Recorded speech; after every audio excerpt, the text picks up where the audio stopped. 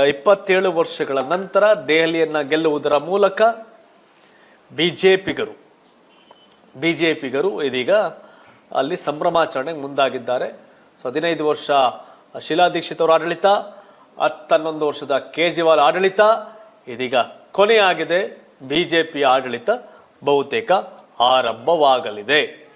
ಒಂದು ವಿಷಯ ಗೊತ್ತಿರಲಿ, ಈ ಒಂದು ಫಲಿತಾಂಶ ದೇಶಾದ್ಯಂತ ಬಿಜೆಪಿ ಕಾರ್ಯಕರ್ತರಿಗೆ ಬೂಸ್ಟ್, ಬಟ್ ಕರ್ನಾಟಕದಲ್ಲಿ ಒಂಥರ ಸೂತಕ.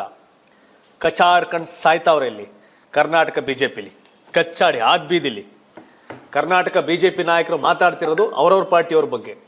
ಹಾಗಾಗಿ ಈ ಕರ್ನಾಟಕದ ಬಿಜೆಪಿ ಕಾರ್ಯಕರ್ತರು ಸಂಭ್ರಮ ಮಾಡ್ಬೋದು, ನಾವು ಲೀಡರ್ಗಳು ಸಂಭ್ರಮ ಮಾಡಲ್ಲ. ಯಾಕೆಂದ್ರೆ ಇವ್ರ ಕಚ್ಚಾಟಕ್ಕೆ ಟೈಮ್ ಇಲ್ಲ. ಹಾಗಾಗಿ ದೆಹಲಿಯ ಈ ಒಂದು ಗೆಲುವು ಬಿಜೆಪಿಗೆ 27 ವರ್ಷದ ಗ್ರಹಣ ಕಳಿತು ಅವ್ರಿಗೀಗ ಅಧಿಕಾರಕ್ಕೆ ಏರುವಂತ ಗ್ರಹಣ, ಪದಗ್ರಹಣ ಇದಿದೆ. ಅಂಡ್ ನಮ್ಮ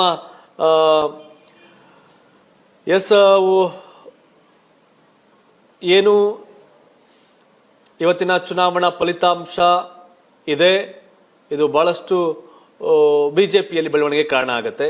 ಅಂಡ್ ಜಯಂತ್, ಬಿಜೆಪಿಯಲ್ಲಿ ಬಹಳಷ್ಟು ಬೆಳವಣಿಗೆಗೆ ಕಾರಣ ಆಗುತ್ತೆ ಅಂತ ಹೇಳ್ಬೋದು. ಯಾಕಂದ್ರೆ ಬಿಜೆಪಿಯಲ್ಲಿ ರಾಜ್ಯ ಬಿಜೆಪಿ ಕಚ್ಚಾಟಕ್ಕೆ ಹೈಕಮಾಂಡ್ ಮಧ್ಯಪ್ರವೇಶ ಮಾಡಬಹುದು. ಇನ್ನೊಂದ್ ಕಡೆ ದೆಹಲಿಯಲ್ಲಿ ಆಮ್ ಆದ್ಮಿ ಪಕ್ಷಕ್ಕೆ ಹೊಡೆತ ಕೊಟ್ಟಂತ ಕಾಂಗ್ರೆಸ್ನ ಇಂದಾಗಿ ಆಮ್ ಆದ್ಮಿ ಪಾರ್ಟಿ ಹೆಚ್ಚು ಕ್ಷೇತ್ರಗಳನ್ನ ಕಳೆದುಕೊಳ್ತಾ ಇದೆ.